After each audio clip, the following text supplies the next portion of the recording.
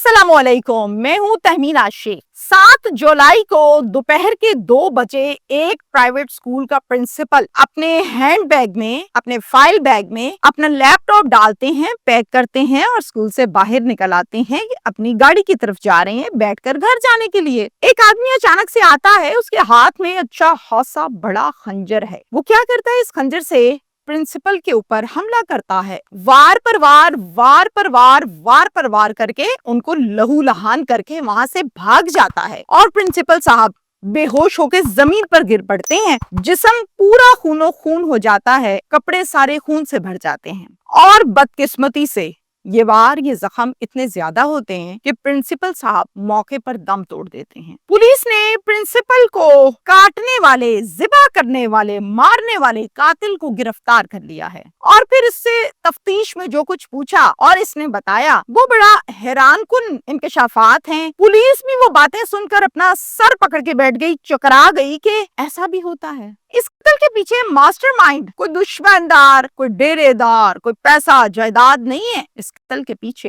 एक अव्वल जमात का बच्चा है जिसकी उम्र सिर्फ 5 साल है। अब सवाल ये पैदा होता है कि 5 साल का बच्चा क्यों मास्टरमाइंड निकला, वो क्यों कत्ल करवाएगा, उसकी क्या दुश्मनी हो सकती है। तो मैं आपको बताऊंगी कि उसकी क्या दुश्मनी हो सकती है और ये फसाद कहां से शुरू हुआ और कहां पहुंचा। ये वक़ुआ है पाकिस्तान के सूबा बलोचिस्तान का। बलोचिस्तान का शहर कोयटा और कोयटा का नवाही इलाका कुचलाक, वहां पर ये वाकया पेश आया है जिसका बैकग्राउंड सारे का सारा मिलता है कराची से। कराची में एक फैमिली रहती है और इस फैमिली के सरबराह का नाम है सिकंदर अली। सिकंदर अली एक तालीम याफ्ता, तरबियत याफ्ता और बड़ा सुलझा हुआ इंसान है। सिकंदर अली की बीवी का नाम है समीना और अल्लाह ताला ने इनको 2 बच्चे अता फरमाए हैं। जो सिकंदर साहब हैं वो बहुत कोशिश करते हैं कि सरकारी किसी स्कूल में उनको एज अ टीचर भर्ती कर दिया जाए, लेकिन तमाम कोशिशें नाकाम रहती हैं। आखिरकार कराची के एक प्राइवेट स्कूल में एज अ टीचर सिकंदर साहब काम करने लगते हैं। 3 माह पहले की बात है, अप्रैल का महीना था और एक दोस्त है जिसका नाम है रहमान खान, जो कि कोयटा के नवाही इलाके कुचलाक में रहता है।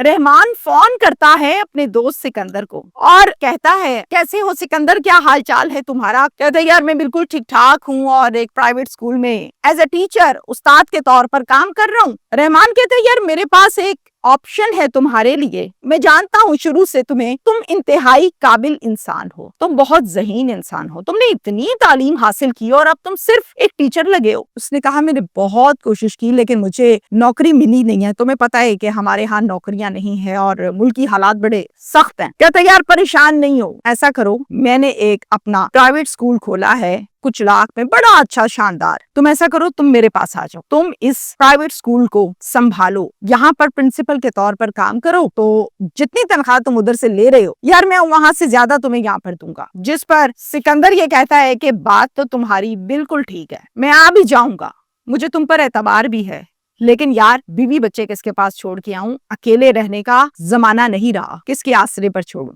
रहमान कहता है, सिकंदर यार कोई मसला ही नहीं है, ये कौन सी बात है, तुम ऐसा करो खुद आ जाओ, महीना 2 रहो, सेटल हो जाओ, फिर भाभी को बच्चों को भी बुला लेना। मेरा एक फ्लैट भी है जो खाली पड़ा हुआ है, उसको थोड़ा सा सेटलमेंट करते हैं और भाभी बच्चों को यहाँ पे रख लेना, तुम्हारा रिहाइश का मसला भी खत्म हो जाएगा। कहता यार अब मैं तुम्हारी भाभी से बात करता हूँ, अगर वो मान गई तो मैं जरूर आऊंगा। सिकंदर क्या करता है, ये सारी बात डिस्कशन तफसील के साथ अपनी वाइफ से शेयर करता है और एलिया ये कहती हैं कि ऑप्शन तो बहुत अच्छी है, बस अपना ख्याल रखना और कोशिश करना कि जल्दी से जल्दी हमें बुला लो। होता कुछ इस तरह से है कि ये मई के महीने में कराची से कोयटा सफर करता है और कुचलाक में जाके as a principal private school में बैठ जाता है और स्कूल को रन करने लगता है। अमूमी तौर पर हम ये देखते हैं कि जो प्रिंसिपल होते हैं, फीमेल है या मेल है, वो बच्चों को पढ़ाते नहीं है, वो सिर्फ और सिर्फ एडमिनिस्ट्रेशन देखते हैं या अपनी सरबराही में स्कूल के तमाम मामलात को मैनेज करते हैं। लेकिन यहाँ पर क्या होता है, यहाँ पर सिकंदर ना सिर्फ एज अ प्रिंसिपल अपनी जिम्मेदारियां सर अंजाम देता है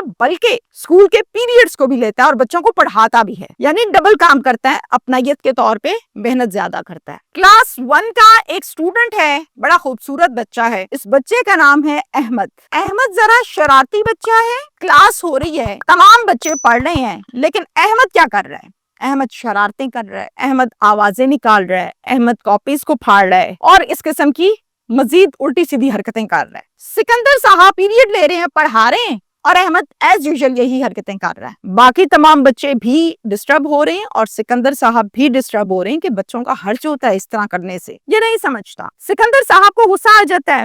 وہ کیا کرتے ہیں, وہ غصے سے احمد کے پاس آتے ہیں, اس کو جھٹکتے ہیں, اس کو مارتے بھی ہیں اور غصے میں آ کر اسے گالیاں بھی دے دیتے ہیں. اسکول چھٹی ہوئی, گھر جا کر احمد نے اپنے چچا کو, اپنے ماموں کو, اپنے فادر کو ڈیٹیل سے بتایا کہ آج مجھے پرنسپل نے گالیاں دی ہیں, ایسے ایسے ایسے ایسے, مجھے مارا بھی بہت ہے. اب احمد کے والد کا نام ہے امیر حمزہ اور احمد کے ماموں کا نام ہے عطا اللہ. یہ دونوں اگلے ہی دن اسکول چلے جاتے ہیں, باپ اور ماموں, اور جا کر کہتے ہیں پرنسپل کو, ہاں بھائی کیوں مارا ہے ہمارے بچے کو؟ پرنسپل صاحب کہتے ہیں یہ بچہ بہت زیادہ تنگ کرتا ہے, اس کی کمپلین ہم نے پہلے بھی کی آپ لوگوں کو, لیکن یہ بات نہیں مانتا. تو کیا ہوا, بچے تو تنگ کرتے ہی ہیں, تم سمجھا دیتے نا, تم نے مارا کیوں؟ میں نے بہت دفعہ پہلے بھی سمجھایا, یہ نہیں سمجھتا. اچھا تو پھر تم نے گالیاں کیوں دی؟ مجھے شدید غصہ آ گیا تھا, اس پر میں گالیاں دے بیٹھا ہوں جو کہ مجھے نہیں دینی چاہیے. ہم تمہارے خلاف پرچہ کٹوائے گا. پٹھان ہے, اسی طرح ہی بولتے ہیں. یہ دونوں پولیس اسٹیشن چلے جاتے ہیں. پولیس اسٹیشن کا نام ہے کچلاک, اور وہاں جا کے ایس ایچ او کو ایک درخواست دیتے ہیں اور کہتے ہیں کہ جی پرنسپل نے ہمارے بچے کو گالیاں دی ہیں, ہماری غیرت کے خلاف ہے, ہماری انا کے خلاف ہے. پولیس کیا کرتی ہے, کال کرتی ہے پرنسپل کو اور ان کو کہتی ہے کہ سر تشریف لے آئیں ذرا تھانے میں. پرنسپل صاحب تھانے جاتے ہیں اور وہاں پر ان تینوں میں آپس میں بحث ہو جاتی ہے, یعنی باپ میں, ماموں میں, پرنسپل میں, اور ایس ایچ او صاحب کہتے ہیں کہ یہاں پر بحث اور جھگڑا نہیں کرنا. اب ماموں کہتا ہے کہ تم نے مارا بھی اور گالیاں بھی دیں, گالیاں کیوں دیں؟ پرنسپل کہتا ہے کہ اب تو ہو گیا, اب یہ ہو سکتا ہے کہ میں معذرت کر لیتا ہوں آپ سے. پولیس بھی یہی کہتی ہے کہ جھگڑا ختم کرتے ہیں, پرنسپل آپ سے معافی مانگتا ہے. پرنسپل صاحب معذرت کر لیتے ہیں. اس کے بعد ماموں اور باپ یہ کہتا ہے کہ ٹھیک ہے تم نے معافی مانگ لی, لیکن ہم پرچہ کٹوائے گا. اس کی سوئی ادھر ہی اڑی ہوئی ہے. ایس ایچ او کہتے ہیں کہ دیکھیں استاد ہے, محترم ہے, تو ایسا کرتے ہیں اس کو جرمانہ ڈالتے ہیں, یہ جرمانہ دے گا اور پھر آپ اس کو معاف کر دو. پرنسپل 10,000 روپے جرمانہ ادا کر دیتے ہیں, معاملہ ختم ہو جاتا ہے. وہ اپنے گھر گئے, اپنے گھر, پرچہ نہیں ہوتا. کافی دن گزر گئے. 7 جولائی کو دوپہر کا ٹائم ہے, 2 بجے کا. سکندر صاحب اپنے اسکول سے چھٹی کے ٹائم اپنے لیپ ٹاپ کو اپنے بیگ میں ڈال کر اپنے گھر جا رہے ہوتے ہیں کہ اچانک سے سامنے سے ایک آدمی آ جاتا ہے جس کے پاس بڑا اور تیز دھار خنجر موجود ہے. وہ وار پر وار کرتا ہے, وار پر وار کرتا ہے اور وار کر کے وہاں سے فرار ہو جاتا ہے. در حقیقت یہ شخص جس کے ہاتھ میں خنجر تھا یہ احمد کا ماموں تھا عطا اللہ. کچلاک پولیس اسٹیشن میں ایک مقدمہ درج ہوا کہ پرنسپل صاحب سکندر موقع پر دم توڑ گئے ہیں. اب اس کیس میں مدعی کون بنا؟ اس کیس میں مدعی بنا رحمان خان, جو کہ سکندر کا دوست تھا, جس نے سکندر کو کراچی سے یہاں اپنے اسکول کے لیے بلایا تھا. سکندر تو کچلاک کے کسی ایک شخص کو بھی نہیں جانتا تھا سوائے رحمان خان کے. پولیس نے ملزم عطا اللہ کو گرفتار کر لیا ہے. پولیس نے تفتیش شروع کی اور تفتیش میں عطا اللہ نے بتایا پولیس کو, میرے بہنوں نے جرمانہ لے کر غلط کیا. کیا ہم گالیاں کھا کر پیسے لیتے اور چپ کر جاتے؟ ہم ایسے لوگ نہیں ہیں, ہم غیرت کا سودا نہیں کرتے. میں نے منع کیا تھا کہ تم نے تھانے میں پیسے نہیں لینے, تم نے تھانے میں پیسے کیوں لیے؟ یہ نہیں مانا اور اس نے پیسے لے لیے. گھر آ کر بھی ہمارا بہت زیادہ جھگڑا ہوا تھا کہ کیا ہم گالیاں کھائیں, پیسے لیں اور چپ کر جائیں. ہماری غیرت گوارا نہیں کرتی. اب وہ رنجش میرے دل میں تھی کہ اس نے ہمارے بڑوں کو گالیاں کیوں نکالی. ہمارے بڑے ہماری پگڑی ہوتا ہے. پٹھان ہے نا, اسی طرح ہی بولتے ہیں.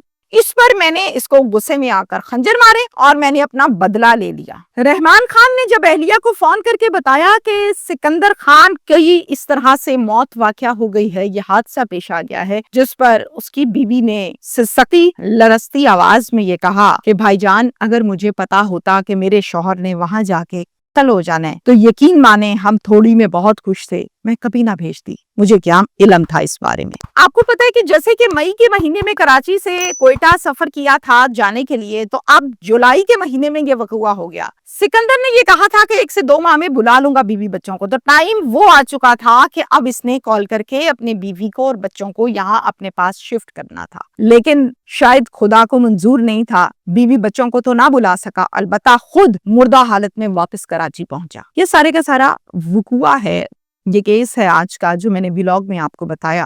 سارا وقوع ہوا, قصہ ہوا, پولیس نے اپنا کام کر لیا, لیکن یہاں پر وہ بچہ احمد جو نہ سمجھ ہے, میں نہیں کہتی وہ سمجھدار ہے. 1 کلاس کا اسٹوڈنٹ کتنی عقل رکھتا ہے؟ اب احمد کے ذہن پر کیا امپیکٹ آیا؟ احمد کو اس کے ماموں عطا اللہ نے کیا میسج دیا کہ تمہارے ساتھ بدتمیزی کرنے کا نتیجہ یہ ہے کہ جان لے لی. کل کو یہ بچہ جب جوان ہوگا، قد کاٹ نکالے گا، بازوؤں میں جان آئے گی، ڈولے بنیں گے، سینہ چوڑا ہوگا، تو یہ کیا لوگوں کو بخشے گا؟ اس کی جھجک اس کے مامے نے اتار دی ہے. لے بھائی ایسے کل کرتے ہیں، کوئی اینگی بینگی کرے تو. مجھے ایسا لگتا ہے کہ انہوں نے احمد کو غلط راستہ دکھایا ہے، غلط شے دی ہے، بچے پر اس کے غلط اثرات مرتب ہوئے ہیں.